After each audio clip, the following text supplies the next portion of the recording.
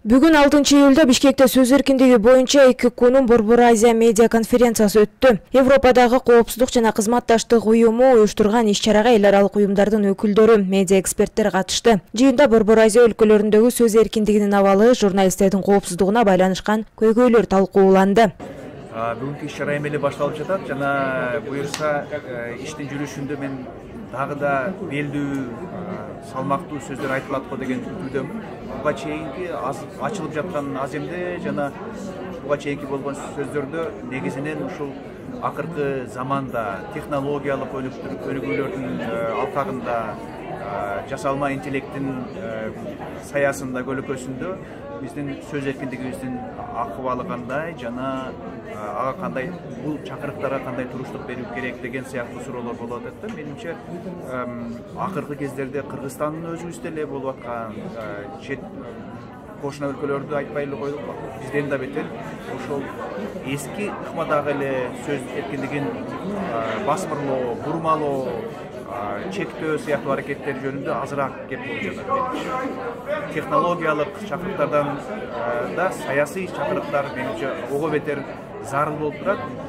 Менин үмүтүм ушул калып жаткан дагы 1,5-2 күндөй иш-чаранын алкагында булар да сөзгө алынат деген мүмкүнчүлүктөр берилип жатат деген оюн ортого салды. Анткени сөз эркиндиги коомдун өнүгүшүнүн ажырагыс бөлүгү болуп саналат.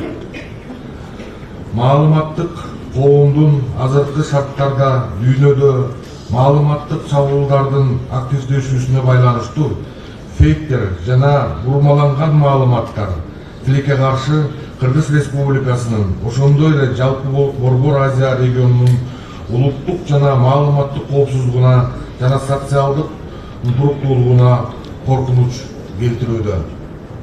Ушуга байланыштуу биз Борбор Азия регионунун өлкөлөрү катары мамлекеттерибизде тынчтыкты жана туруктуулукту сактоо максатында анык эмес же жалган маалыматтар менен күрөшүү боюнча тажрыйба жана билим алмашуу боюнча күчүбүздү биргелешип топтошубуз керек деп ойлойм. Дегенменен Кыргызстан 1 жыл ичинде сөз эркиндигинин рейтингинде 72 орундан 122 орунга түштү. Бул рейтингти чек арасыз кабарчылар эл аралык уюму 3 май басма сөз эркиндигинин эл аралык күнүнө карата жарыялаган. Уюм акыркы жылдары чиновниктер цензураны күчөтүп, басма сөз эркиндигин чектеген мыйзамдарды чыгарууга аракет кылып жаткандыгын белгилеген. Бүтүн Кыргызстан партиясынын лидери, Жогорку кеңештин депутаты Адахан Мадумаров партиянын айрым мүчөлөрүнүн кармалышы тууралуу комментарий берди. Депутаттын айтымында тарапташтарынын эмне себептен кармалганы белгисиз. Мага келген маалыматтар боюнча Жогорку кеңештин депутаттыгына кайра шайлоого байланыштуу. Ал шайлоо өтүп, кийин жараксыз деп табылып, жыйынтыгы жокко чыгарылган. Тек гана өз алдынча ой жүгүртө алган жарандардын оозун жабуу, көз карашы барлардын көзүн таңуу, ээн эркин ой жүгүртүүгө мүмкүнчүлүк бербөө болуп жатат, деди Мадумаров. Белгилей кетсек, 6-июлда бүтүн Кыргызстандын 5 мүчөсү кармалгандыгын партиянын мүчөсү Нурбек Кубанычбеков билдирген. Анын айтымында кармалган 5 кишинин арасында Майрам Саттарова, Артур Бакиров, Мирлан Ураимов бар. Калган 2 кишинин аты жөнү азырынча белгисиз. Ал эми тиешелүү кызматтар азырынча расмий маалымат бере элек. Эске салсак, 28 майда номер 26 Ленин шайлоо округунан Жогорку кеңештин депутаттыгына кайра шайлоо өткөн. Дамира Ниязалиева менен Улан Сариев шайлоочулардын добушун сатып алууга шек саналып, Борбордук шайлоо комиссиясы шайлоонун жыйынтыгын жараксыз деп тапкан. Кармалган Улан Жапаров чындап эле мамлекет башчысынын тууганы. Бул тууралуу президенттин маалымат катчысы Эрбол Султанбаевдин сот тармактагы билдирүүсүндө айтылат. Султанбаевдин айтымында Улан Жапаров бажыдагы маселеге байланыштуу коррупциялык схемаларга катышкан деп шектелүүдө. Муну билген соң президент Жапаров кылмышка шектүүлөргө бардык мыйзамдуу чараларды көрүүнү жеке өзү талап кылган. Бул окуя коррупцияга каршы күрөштө тандалма мамиле жок экендигин дагы бир жолу көрсөтүп турат. Ар бир жаран анын үй бүлөсүнө же башка байланышына карабастан кылмыш же укук бузуу жасаган учурда мыйзам чегинде жоопкерчиликке тартылат. Эгер иш коррупцияга байланыштуу болсо, анда келтирилген зыяндын ордун милдеттүү түрдө толтурулат. Бул мамлекет башчысынын талабы деп жазды ал. Буга чейин айрым жалпыга маалымдоо каражаттары өздүк булактарына таянуу менен президент Садыр Жапаровдун тууганы Улан Жапаров кармалгандыгын жазышкан. 1 май райондук сотунун 3 июлдагы чечими менен шектүү 26 июлга чейин камакка алынган.